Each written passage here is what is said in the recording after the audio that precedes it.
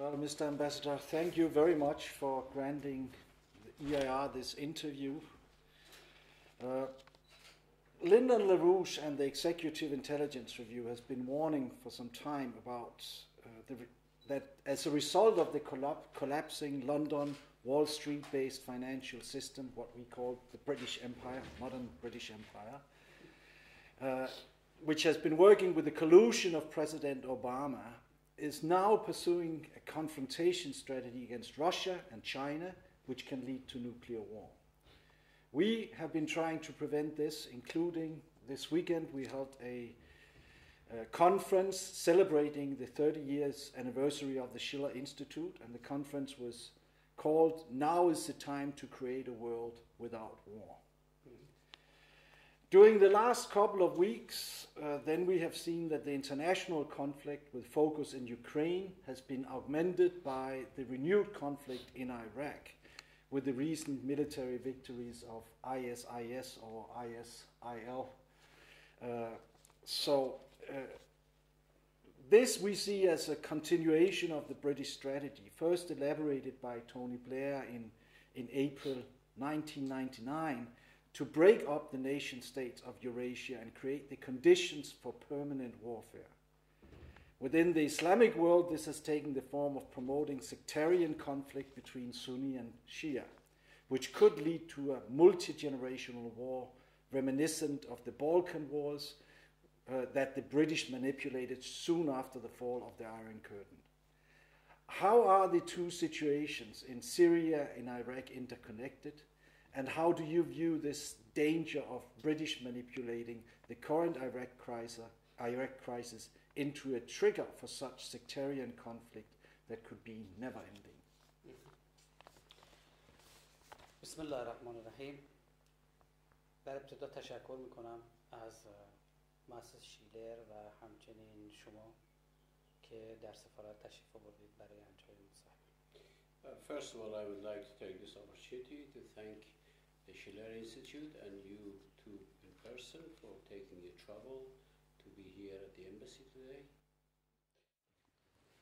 در خصوص سوالی که و مطلبی که اشاره کردید، مایلم ابتدا چند نکته راجع به تحلیل شرایط منطقه داشته باشیم. First of all, I would like to میگه بلندتر شد. I would like to say a few things in analysis of the situations in the region. همونطور که میدونید بعد از تحولاتی که طی سالهای اخیر در منطقه خاورمیانه صورت گرفت، نوعی از امید برای مردم ایجاد شد که با ایجاد تغییرات به نوعی از در واقع نظام‌های مردم سالار و دموکراتیک دست پیدا کنند. You know, after the developments in recent years in the region, hopes among the people were raised for them to be able to get some form of democracy and self-rule or rule of law in their countries. این انتظار و توقع وجود داشت که بعد از اینکه برخی نظام‌های دیکتاتور در منطقه ساقط می‌شدند، با تکیه بر آرای عمومی و مبتنی بر یک نظام دموکراتیک، نظام‌های مبتنی بر اراده مردم در این کشورها پا بگیرند. It was expected that after the fall of the dictatorial regimes, some form of governments would come to power based on the voices of the people through the ballot boxes. اما متاسفانه ما شاهد هستیم که همیشه دموکراسی مورد طرفداری همه نیست. برخی منافع خودشون رو در دموکراسی نمی‌بینن. Unfortunately, we have witnessed that some people do not see their interest compatible with the democratic process, and they don't see their interest addressed by democracy in those regions. کسانی که در واقع به تدریج در منطقه نوعی از تقابل دموکراسی و هرج و مرج طلبی و خشونت طلبی رو شکل گرفت. So, due to the interests of certain people, we have now a confrontation between what is, on the one hand, the people who want the anarchy and violence, and on the other, the people who are more interested in a democratic process. نتیجه این تقابل شکل‌گیری، رشد و گسترش گروه‌هایی بود که تروریستی هستند. So, and this has resulted in the growth and emergence of groups that are terroristic in their nature. در تحلیل تحولات تاریخی در همه نقاط دنیا ثابت شده که تروریست حیات خودش رو و ظهور خودش رو در محیط‌های بی‌ثبات و ناامن جستجو می‌کنه. You know, it's been proven everywhere that terrorism breeds on violence and instability, no matter where. هر چقدر منطقه ناامن‌تر بشه، زمینه برای گسترش و ظهور گروه‌های تروریستی بیشتر میشه. The more unstable the situation, the more chances for them to flourish and to grow. و در مقابل آنچه میتواند عامل برای ثبات و پایداری کشورها باشه، قطعاً توجه به روند دموکراتیک و اراده مردم برای حاکمیت است. And on the opposite, what can contribute to more the process of democracy and establishment of peace and security is the voice of democracy and the process of democracy. آنچه در سالهای اخیر در منطقه رخ داد نشون داد که برخی کشورها چه در منطقه و چه در خارج از منطقه، حتی برخی کشورهای غربی، منافع خودشون رو در نظام‌های مردم سالار نمی‌بینند. What happened in that region over the past years is that some countries of the region and even some countries in the Western world, they do not see their interest in the establishment of a democratic process in those countries there. به همین دلیل گروه‌های در واقع تندرو و خشونت طلب به نوعی حامیانی پیدا کردند که میتونستن موجبات گسترش و قدرت گرفتن اونها بشن. So these extremist groups, terrorist groups, they actually found new friends, or they found friends that could help them in their efforts to grow and to become stronger. آنچه که امروز در عراق ما شاهد اون هستیم و ظهور گروه افراطی به نام ISIS هستش یا ISIL، اینها یک روند و پدیده جدید نیست. موضوعی است که و مسئله است که طی سالهای طولانی نضج گرفته، شکل گرفته و امروز در عراق تحرک داره. اما پیش از این ما شاهد تحرکات اینها، شاهد اقدامات اینها در افغانستان بودیم، در کشورهای دیگه بودیم و حتی در آفریقا ما شاهد حضور برخی از این گروه‌های تروریستی هستیم. So what we see today in Iraq in the form of ISIS or ISIL now is not a new phenomenon. What we have seen these have taken shape over the years. We've seen them in Afghanistan, we've seen them even in some parts of Africa. This has been a process where they have grown and then they have what we have today. در یک زمانهایی ممکن است اینها بنا به شرایطی افول کنند، اما بنا به شرایطی ممکنه مجددا ظهور کنند و به نام‌های مختلفی در منطقه شکل بگیرند. So they, from time to time they might sort of wind down a little bit, but then again they re-emerge and take different shapes. اما نکته اساسی این هستش که باید دید چه عواملی باعث می شود که اینها مجددا رشد بکنن، قدرت بگیرن و چه عواملی می تواند مانع از رشد و توسعه اینها باشه. But the fundamental thing is to know what factors contribute to the re-emergence of these groups and what can be done to stop them. اگر بخوایم شرایط عراق رو تحلیل بکنیم و آنچه در عراق امروز اتفاق افتاده، باید مسائل سوریه رو بررسی بکنیم. If we want to look at what is happening in Iraq today, we have to first take a look at the events in Syria. همونطور که اشاره کردید، ارتباط نزدیک و تنگاتنگی بین تحولات سوریه و تحولات عراق وجود دارد. As you mentioned, there is a very close connection between the developments in Syria and what is happening today in Iraq. هنگامی که موضوع درگیری و بحران در سوریه شکل گرفت، همواره ما تأکید داشتیم که بحران سوریه میبایست از راه گفتگو و راه مسالمت‌آمیز راهی براش پیدا بشه. When the crisis in Syria began to unfold, we insisted all along that this has to be resolved through dialogue.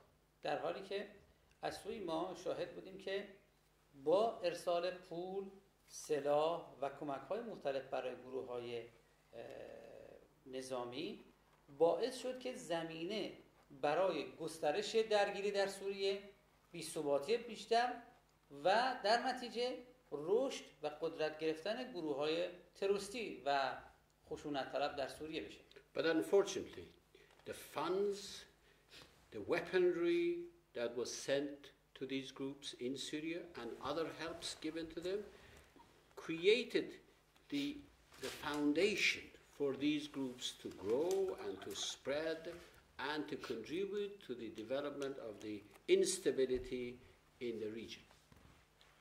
عملکرد این گروه‌ها در داخل سوریه، اقدامات جنایتکارانه‌ای که داشتن علیه مردم و علیه نیروهای نظامی موجب شد که نوعی از در واقع تقابل بین مردم و ارتش در مقابل این تروریست‌ها شکل گرفت.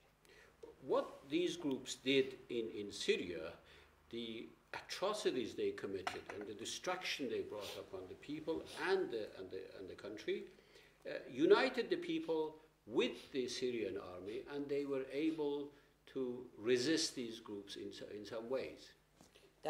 در صحنه سوریه این گروه‌های تروریستی در دو صحنه در دو وجه در واقع شکست خوردن. In a way, one can say that these groups were defeated on two fronts in Syria. یک جبهه نظامی بود. One was the military front. جبهه دیگه جبهه مردمی بود. And the other front was from the people, the civil. انتخاباتی که در سوریه برگزار شد و در اون مجددا بشار اسد مورد حمایت مردم قرار گرفت، نشان داد که اکثریت مردم سوریه دولت آقای بشار اسد رو قبول دارن. The election that took place in Syria and the re-election of President Bashar Assad showed that the majority of the Syrian people support Bashar Assad.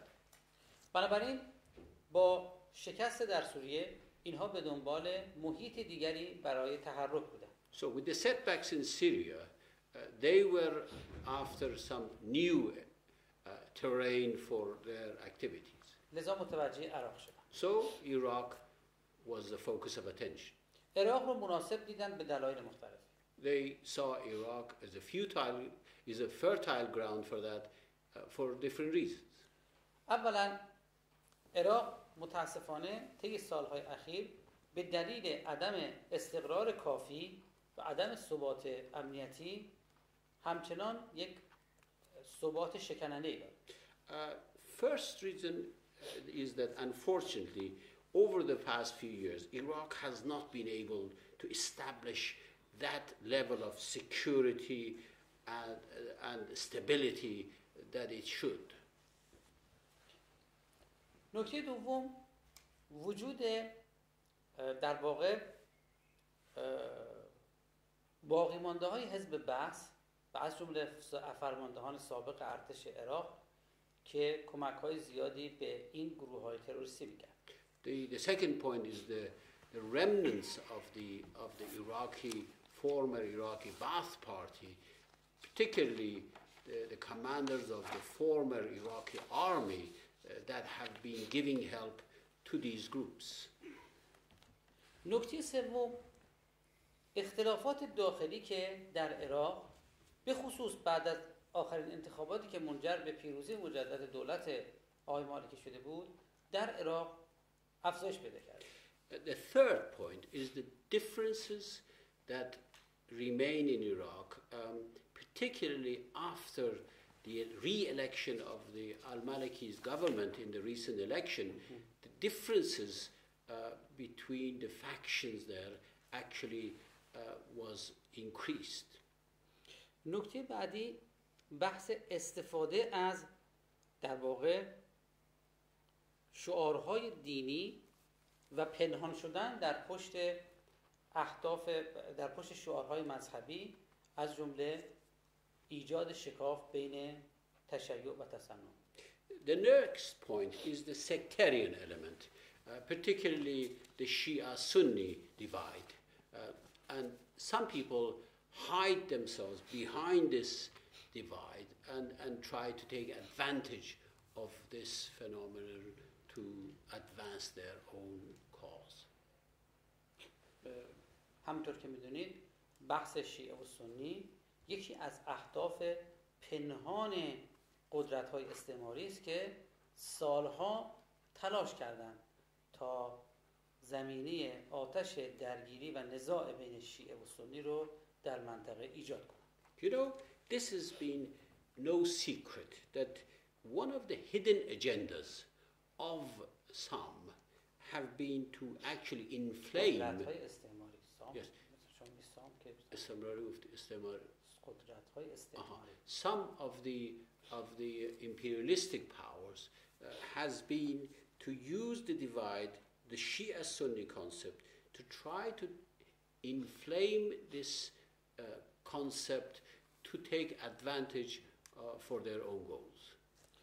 نکته بعدی تهدید کردن منافع جمهوری اسلامی ایران که میتونست در تغییر توازن در منطقه مورد خوشایند برخی قدرت‌های منطقه‌ای و فرامنطقی قرار بگیره. The next thing is to try and limit the power of the Islamic Republic of Iran in the region in order to, in the same way, to increase the power of some regions and to the benefit of some powers outside the region. و نکته اخیر تعلل کشورهایی که در صحنه بین‌المللی دارای نفوذ هستند در جلوگیری از پیشروی‌های این نیروها و این گروه‌های تروریست و تصرف برخی شهرهای عراق بود. And the next point is the hesitation by some countries that have influence and power in the region, their hesitation in trying to, in not trying to help Iraqis repel these movements and to stop their advance in some parts of Iraq. این تقریباً خیلی خلاصه و سریع من عرض کردم تشریح شرایطی است که موجب شد که گروه تروریستی داعش امروز در صحنه عراق بتواند بخشی از عراق را به تصرف خودش در بیاره و موجب تهدید و خطر برای مردم عراق و کل مردم منطقه بشه. So this is basically a very brief runover of developments that have brought us to where we are today with the ISIS taking control of some sectors of Iraq and thereby posing a threat to the people of Iraq and insecurity to the countries of the region and countries outside the region. Well, right now, I mean, the Iranian government has come out and strongly supported the Iraqi government in front of this danger. Yeah. And also the United States has big discussion about what should be done in order to avoid that these anti-civilization forces take over all of Iraq. Mm-hmm. So the question is, what is then the attitude of the current Iranian government and the supreme leader towards a de facto military alliance with the United States to halt the violence in Iraq and defeat the dark ages forces of ISIS? How do you envision such a cooperation if you agree with the value of Iranian-American joint efforts? And how would you avoid the danger of sectarian violence escalating under those conditions? یکی این که آیا همکاری نظامی بین ایران و آمریکا برای شکست این حرکت حرکتی که در اونجا هست. دوم این که چجوری میبینید در واقع اون اختلاف قومی و هم مذهبی همون شیعه سنی مثلا رشد اون در منطقه چجوری؟ من ابتدا اون سوال دوم شما رو پاسخ میدم، بحث شرایط قومی قبیله‌ای عراق. Let me address your question, or the second part of your question, the sectarian divide.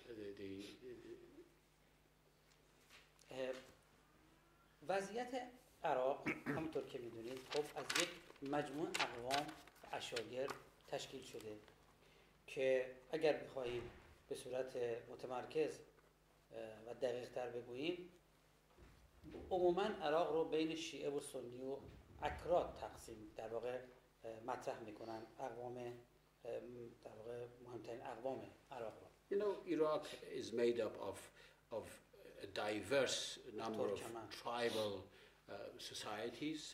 If we want to sum them up, Iraq is made up of groups of Shias, Sunnis, and Kurds, and also Turkmens.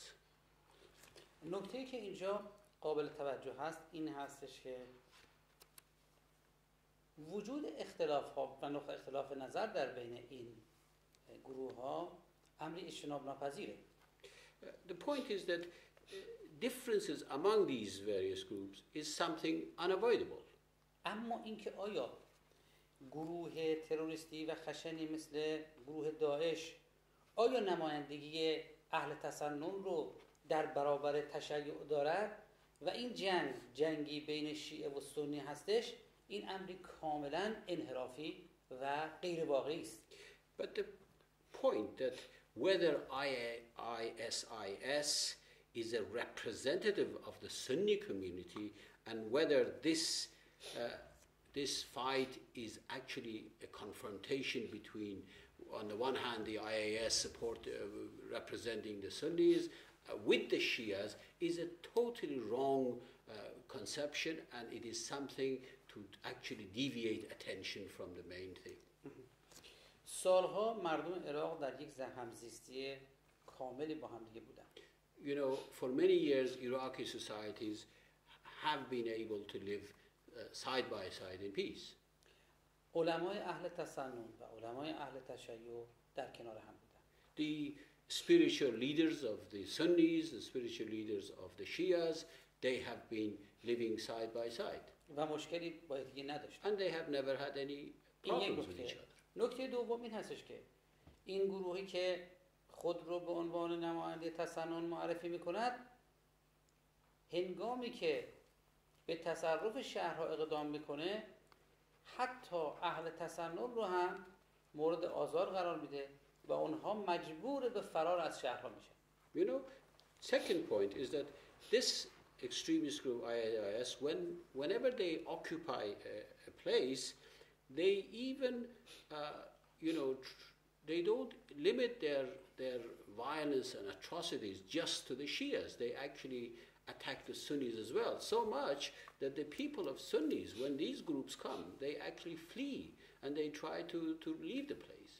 و اهل و مسیحیان نیز به همین ترتیب. And the Christian community in the same way. کلیساها رو تخریب میکنن. They're destroying churches. اینها عقایدی خاص دارن. They have special types of beliefs. یکی از اهداف اساسی شکل دهی به این گروه ها و ظهور این گروه ها و حمایتی که از این گروه ها می شود این است که چهره خشن و غیر واقعی از اسلام به دنیا معرفی کنند و اسلام رو دینی خشونت طلب افراطی معرفی کنند. این هدفی برای تخریب دین اسلام است.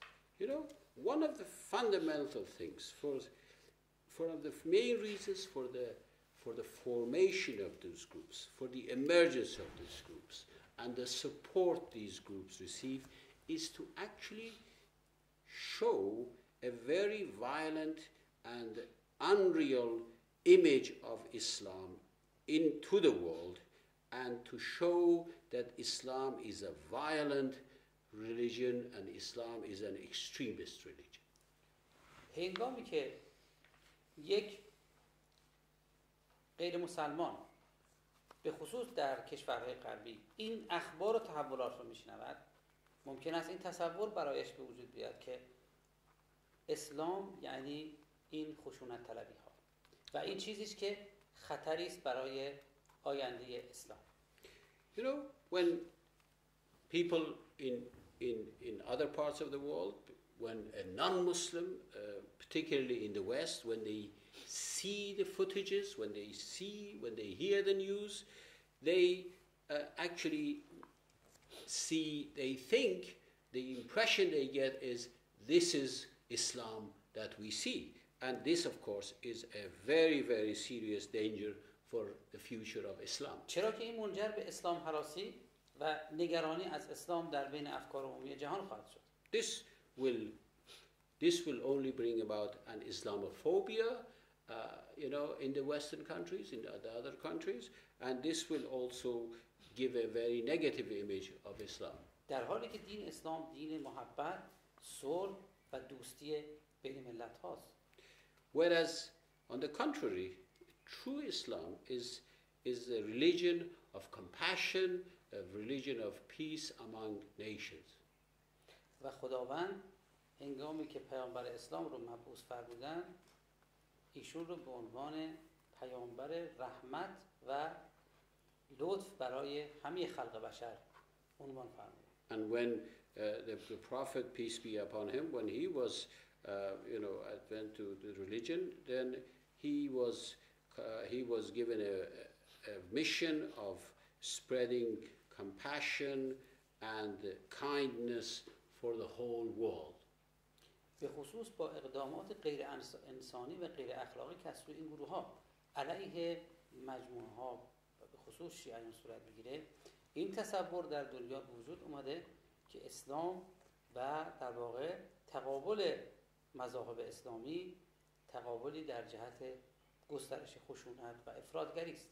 The image that these groups are now creating of Islam is that, for a non-believer would conclude that Islam is a religion of violence, and these groups and the fight between against the Shias will actually strengthen this feeling that Islam is actually propagating division. بنابراین میخوام از این فرصت استفاده کنم و تأکید کنم به صورت بسیار مؤکدی که این گروه به هیچ وجه نماینده اهل تسنن نیست و آنچه که در عراق ما امروز شاهد هستیم به هیچ وجه بحث نزاع شیعه و سنی نیست. So I would like to take this opportunity to emphasize categorically that what we see in Iraq, these groups are not a representative of the Sunni Islam, and these groups و نه اصلا نماینده اسلام and they are not representative of Islam at all. و این چه در اتفاق افتاده جنگ بین شیعه و سنی نیست. And what is happening there is not a war between the Shias and the Sunnis. اما درباره موضع جمهوری اسلامی ایران و چگونگی کمک به حل این مشکل مایلم چند نکته رو عرض کنم. Now, coming to what the Islamic Republic of Iran can do to help solve this problem, I would like to point out a few things. ما از ابتدای بحران در سوریه و پیش از اون آنچه که در افغانستان اتفاق افتاد همواره بر رشد و خطر رشد و گسترش گروه‌های افراطی و خشونت طلب در منطقه هشدار دادیم.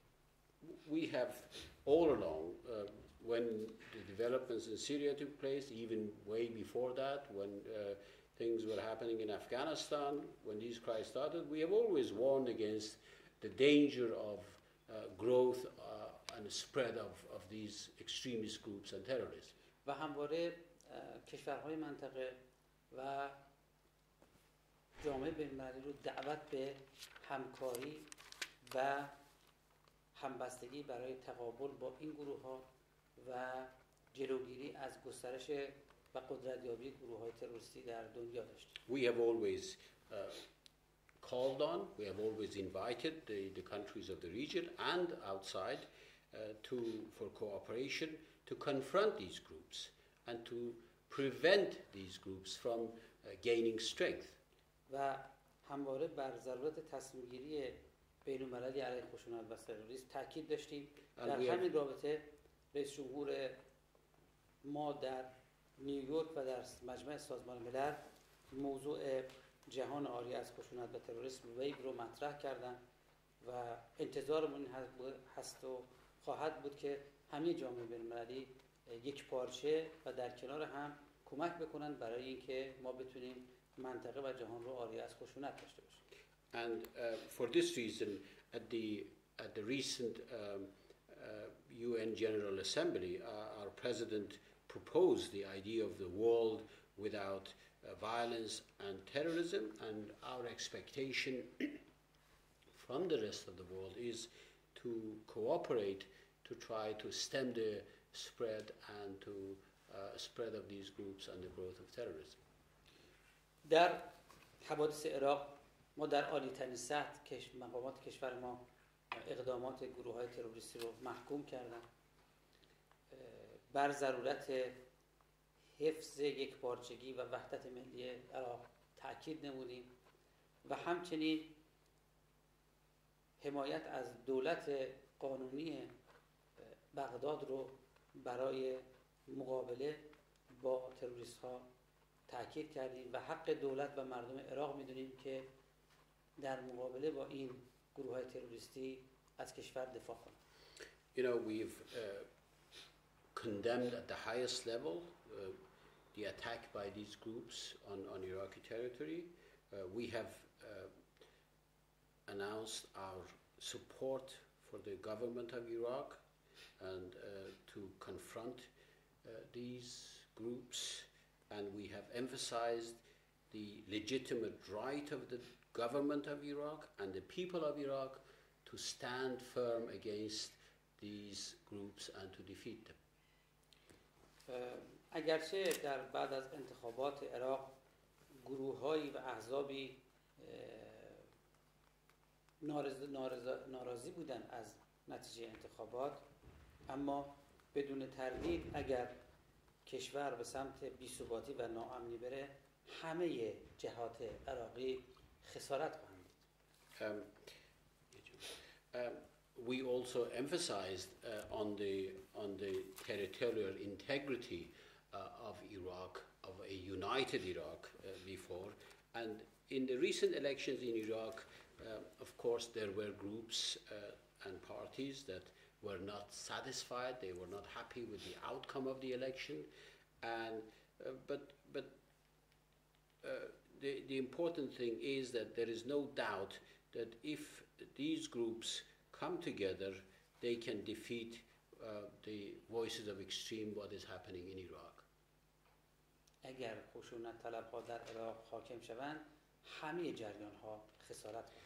And it is a known fact that if these extremist groups, come to power in Iraq, of course, all groups and all parties, people of all walks of life, will suffer as a result. ما اعتقاد داریم دولت عراق و مردم عراق ظرفیت و توان کافی رو برای مقابله با این گروه‌های تروریست دارند. We believe the government of Iraq and the people of Iraq, they have the potential, they have the adequate potential to actually be able to confront these groups. به خصوص اون در واقع خروش و حرکت مردم در پاسخ به دعوت مرجع شیعه آیت الله سیستانی در عراق برای مسلح شدن و آماده شدن برای مبارزه با گروه تروریستی داعش نکته بسیار حائز توجهی.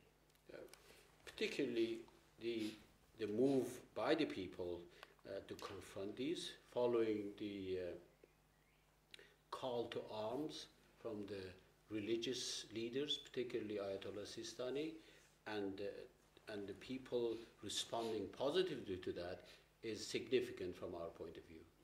نکته حائز اهمیتی است که نقش علما برای ایجاد همبستگی در مقابل خطرات خارجی در عراق از ویژگی‌های حائز توجهی است. The point to mention here is that the role these spiritual leaders play in the creation of unity among the various sects of Iraq is of significance. ما اعتقاد داریم که در این حال چنانچه در دولت عراق تقاضای کمک از جمهوری اسلامی ایران رو داشته باشه، در چارچوب مقررات بین‌المللی و در چارچوب تصمیمات جامع بین‌المللی ما این آمادگی داریم که کمک‌های لازم رو به دولت عراق داشته باشیم. But regarding the help from Iran, we believe that if the government of Iraq asks for help within the framework of international law and within the framework of decisions made by international community, Iran is ready to afford any help it can to the Iraqi government. اما در مورد همکاری ایران و آمریکا بیشتر از اون که مطلبی واقعی باشه، بیشتر گمانه‌زنی‌ها و در واقع حدس‌های رسانه‌ای و سیاسی ممکن باشه. Regarding cooperation between Iran and the United States, more than it being anything in substance, it has been more speculation and rumors, advocated by perhaps some sectors of the media. و تا الان هیچ مطلبی مبنی بر همکاری نظامی ایران و آمریکا در عراق وجود نداره. And there is no talk of any military cooperation between Iran and the United States on this at all.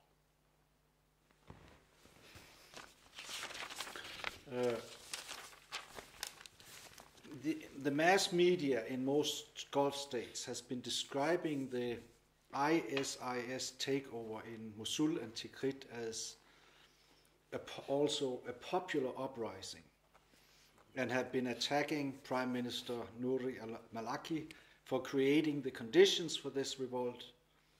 But at the same time, there's also evidence that much of the initial money to launch ISIS came from Saudi Arabia and other Gulf states, even if not from official government channels. Prime Minister al-Maliki has cited some evidence of the Saudi support for ISIS and denounced it as supporting terrorism. It also appears that there's a genuine effort to avert the Sunni versus Shia conflict within the Islamic world by attempting to improve relations with Saudi Arabia. Foreign Minister Zarif had been invited to visit Riyadh, and there have been communications between Ayatollah Rafsanjani and Saudi King Abdullah. What do you see as the merit and the prospects for such an improvement in relations, and how might this impact the crisis now unfolding in Iraq? بدون شک عربستان کشور مهم و تاثیرگذاری در منطقه هستش. There is no doubt that Saudi Arabia is an important and influential country in the region. و عربستان با ما ممکن است دارای اختلاف نظرهایی در برخی مسائل منطقه‌ای باشه. Saudi Arabia might have differences of opinion with us on some issues in the region. از جمله میتونه در مسائل سوریه و عراق باشه این اختلاف نظرها. Including events in Syria and in Iraq. اما ما همواره تأکید نمودیم که در چارچوب مذاکره و گفتگو و داشتن روابط نزدیک میتونیم بر مشکلات و اختلاف نظرها فائق بیم. But we've always emphasized that within the framework of negotiations and within the framework of having relations, we can iron out differences through negotiations. ما همواره آمادگی خودمون رو برای گفتگوهای سازنده با دولت عربستان اعلام کردیم. We have always announced our readiness for constructive talks with the Saudi government. اعتقاد داریم که رشد گروه‌های خشونت طلب و افراطی منافع همه کشورهای منطقه We believe the growth of مورد تهدید قرار میده. The growth of these extremist groups and terrorism threatens the peace and security of all countries in the region. هیچ کشوری مسئول از خطرات این تروریست ها نخواهد بود. No country will be immune from the danger of posed by these terrorist groups. و همونطور که گفتم به هیچ وجه اینها نه بودند و نه میتوانند نمایندگی بخش اهل تسنن رو داشته باشند و بسیاری از علما و روشنفکران اهل تسنن خودشون رو بری از ارتباط با گروه‌های خشونت طلب و تروریستی مثل این گروه میدونن که دارای اقداماتی میکنن که همه همواره اقداماتی غیر انسانی و غیر اخلاقی علیه بشریت است. I have to say that these people are not, these groups are not, and they will not be the representative of the Sunni community. In fact, most of the religious leaders, most of the the intellectuals in the Sunni community, they have distanced themselves from the actions of these groups, actions that are terroristic in nature, and the atrocities that they commit against innocent civilians are actually speaking for themselves. اندیشه و عمل و اقداماتی که تروریست ها دارن و رفتارهای غیر انسانی که دارن نزد همه علمای مذهبی، علمای اسلامی در تمام مذاهب و نزد افکار عمومی مسلمانان و جهان و روشنفکران و نخبگان کاملا مطروده. You know, the thoughts of these groups and the violent and brutality of their behavior is opposed by all the religious leaders, all the intellectuals in societies, and by the public at large, including in the Muslim world and the world. ضمن که زمان بازی با کارت گروه‌های تروریستی برای تغییرات در توازن منطقه‌ای و جهان از بین رفته و امروز حمایت از گروه‌های تروریستی اقدامی دارای هزینه‌های سنگینی است. You know, it's the era of changing the balance of power through supporting these terrorist groups is over. And supporting these terrorist groups now will impose heavy costs on the perpetrators.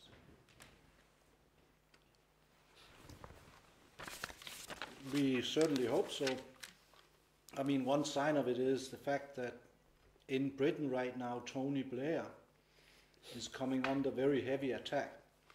That there's even have begun impeachment proceedings in the British Parliament to put him on trial for the crimes that he has committed, since the official Chilcot Committee has not yet come up with any proceedings out of the fact that he misled Britain to go into war in Iraq in the first place, and by him sexing up evidence also got the United States to go into the war.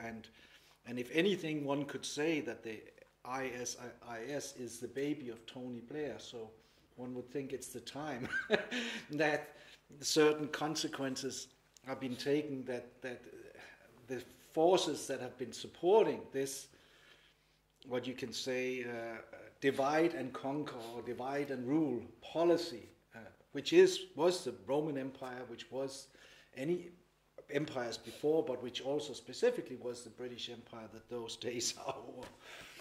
But in that, then the question is therefore also, what can Russia, China, the US, and other regional powers like Turkey, Iran, Pakistan, India contribute to solving the crisis in Iraq, Syria, Afghanistan, as the problem of sectarianism and terrorism seem to be interconnected in all of these countries? What can and what should these nations do?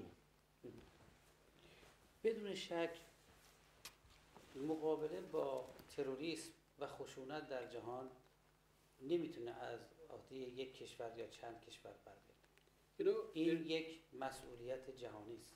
There's no doubt that confronting and fighting terrorism is not the job of one or a few nations. This is a world responsibility. This is an international obligation. امروز کشورهای زیادی با این مشکل و در واقع مسئله دوچار هستند. Today, many nations are actually in some ways facing these threats, and they are involved in this. هنگامی که اخباری ما هر روزه میشنویم مبنی بر که هزاران نفر از افراد خشونت طلب و افرادی از کشورهای اروپایی عازم خاورمیانه شدن برای جنگ و در واقع اقدامات تروریستی، این نگرانی دیگه منحصر به کشورهای منطقه خاورمیانه نیست. حتی کشورهای اروپایی امروز باید نگران این گسترش ناامنی و در واقع رشد تروریست باشه. You know, when we hear, thousands of residents of European nations and from other parts of the world streaming into Syria and the region to take part in these fights, the danger posed by these people, not only to the region there, but also back home, is something that cannot be ignored. همونطور که در ابتدا عرض کردم، تقابل دموکراسی با آنارشیسم در منطقه امروز چهره خودش رو کاملا نشون میده. As I said earlier on, the confrontation between the voices of democracy on the one hand and the voices of anarchy and violence on the other is now manifesting itself in the region of Middle East. دولت‌ها و ملت‌ها باید یک انتخاب بین این دو داشته باشند. The countries and the nations must choose one of these two. ما اعتقاد داریم که به نفع همه کشورها در جهان است که به سمتی حرکت کنند و اراده جدی داشته باشند که ثبات امنیت رو در منطقه خاورمیانه و در همه دنیا ایجاد کنند. We believe that it is the responsibility of the world community to move in the direction of the part that is seeking democracy, to support that, to enable peace and stability to return to the Middle East, and this will in turn benefit everybody in the world. شاید برخی تصور کنند که در سایه حمایت از گروه‌های تروریستی بتوانند به برخی منافع مقطعی دست پیدا کنند.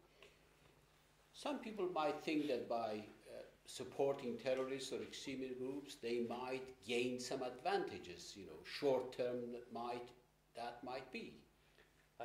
اما نکته اساسی این هستش که نه اون منافع پایداری هست و نه اینکه گروه‌های تروریستی هیچگاه نسبت به حامیان خودشون آدمای وفاداری. But the point is, those gains will not be permanent. That's the first thing. And the second thing is, experience has shown that the terrorist groups do not remain loyal to the people who commission them or the people who back them. جامعه بین‌المللی امروز نیاز به یک اراده جدی برای مقابله با تروریسم. The world community is now faced with this fact that it needs a determination to confront terrorism. در همین چارچوب همونطور که عرض کردم، جمهوری اسلامی ایران دعوت به این همکاری کرده و آمادگی خودش رو اعلام کرده که برای مبارزه و مواجهه با خشونت و تروریسم در جهان با جامعه بین‌المللی همکاری جدی داشته باشد. So we have said that the Islamic Republic of Iran is ready to cooperate with the international community to confront and to defeat terrorism and to work towards peace and security. And it's almost like you can say today that the whole world is right now have to learn the same lesson that Europe learned in 1648, where after the 30 Years' War, but which really was 150 years war of intense fighting, where everybody supported this religion against that religion, that army against that army, and the armies took over all of Europe and threatened all of civilization to go under. And at that point, people came together at the peace treaty of Westphalia to say, now we establish the principle of sovereign nation states. We will not allow interference into other countries. We might have disagreements, But if we support groups in other countries against the nations, this just creates permanent chaos and war. And if Europe had not done that in 1648, Europe would have ceased to exist as civilization. Now, what we have seen since, you could say that Tony Blair was very specific. In Chicago from 1999, later he was even more specific of saying we should move into the post-Westphalian world. We should no longer have respect for nation states. We should have this principle to protect and other wordings of saying that it's okay to intervene into other nations. And now we are seeing if this principle is allowed to spread from what we've seen it now in the Middle East and it spreads to the whole world, then all civilization will cease to exist. So what you're basically saying is we have to go back to what actually worked. This principle of sovereign nation states that might have disagreements, but solves those disagreements not through war, but through discussions, through working together, through having this respect for your fellow nations and saying it is also the progress of the other is also to my advantage, because if we have progress, if we have development, we can all prosper. But if we have war, we all go under. اشاره به چیز تاریخیه که قبل این جنگ‌های صلیبی که اروپایی‌ها همدیگه رو داغون می‌کردن تا اینکه به این نتیجه رسیدن که بایستی حاکمیت کشورها احترام گذاشته بشه و ممکن اختلافاتی داشته باشه ولی به اساس از طریق مذاکره بتونن مشکلاتشون رو حل کنن. بحث در مورد آقای تونی بلر هست که در 1999 در شیکاگو اینجوری گفته که ما هیچ نبایستی خودمون رو محدود کنیم به این که حاکمیت کشورها رو به رسمیت بشناسیم. هر جا که احساس کردیم که بایستی مداخله کنیم، حالا به هر دلیلی، بایستی که به خودمون این اجازه رو بدیم که بریم. الان بحث در واقع این هست که نظر شما هم همینه که بایستی که یک پارچگی ملت‌ها، کشورها رعایت بشه، بهشون احترام گذاشته بشه و مشکلات رو نه از طریق جنگ بلکه از طریق احترام متقابل حل کرد و اینجوری نباشه که اگه پیشرفتی در یه جای صورت میگیره این به ضرر ماست، بلکه پیشرفت هر جا صورت بگیره همه در نهایت ازش متنفع میشن. چی میگه؟ چی میگه؟ خب سوالش چیه؟ So any particular questions in this now? No, do you have anything else you would like to say? تشکر میکنم از حضور شما. بدون شک ما همطور که اشاره کردم باید جامعه بین‌المللی به خصوص کشورهای ذی‌نفوذ در ساحل بین‌المللی اراده درستی از خودشون نشون بدن، دیدگاه‌های دوگانه رو کنار بگذارن. ما متاسفانه امروز با شرایطی روبرو هستیم که بعضاً با اقدامات دبل استاندارد روبرو هستیم. از یک سو بحث دموکراسی میشه و از سوی دیگه حاکمیت مردم و حاکمیت ملت‌ها به رسمیت شناخته نمیشه. باید نسبت به در واقع اراده ملت‌ها و تصمیم ملت‌ها احترام بگذاریم. اگر حتی این احترام ملت‌ها برخلاف منافع کشوری بود، باید اون رو به رسمیت شناسه. ملت‌ها هستن که باید تصمیم بگیرن در رابطه با آینده خودشون و این میتونه کمک بکنه که جوامع بشری بتوانند در کنار همدیگه همزیستی مسالمت‌آمیزی داشته باشن. این میتونه کمک بکنه که گروه‌های تروریستی و گروه‌های خشونت طلب نتوانند رشد و گسترش پیدا کنند. I think, as you said, sovereignty of nations is a key element here. I think we have to respect the sovereignty of nations, and I think, unfortunately, we witness a lot of double standards, in the world today. Whereas, on the one hand, in some areas they reject or they oppose even democratic movements, and they think that if a gain for a certain country would be a loss to them. But I think these thoughts have to be put aside, and I think that in the long run, a strong determination must come into force from all nations, and we must do away with double standards, and we have to unite and work towards establishing peace and security in the world and the gain by one country can be in the end gain for the world community. Thank you. Thank you. very much.